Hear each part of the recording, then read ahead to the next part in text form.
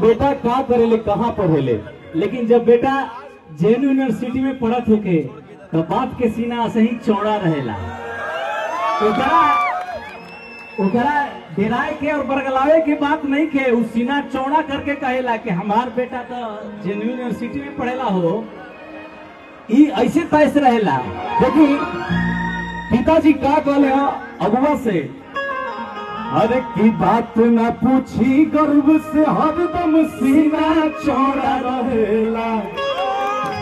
भैया हम लोग देखिए गीत एक बना के लेके आए हैं आज के लिए, की बात न पूछी गर्व से हरदम सीना चौड़ा रहेला।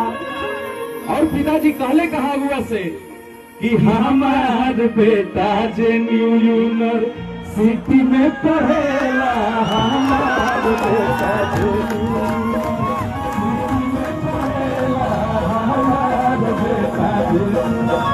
बात न पूछी गर्व से हरदम सीना चौड़ा रहेला, बात न पूछी गर्व से हरदम सीना।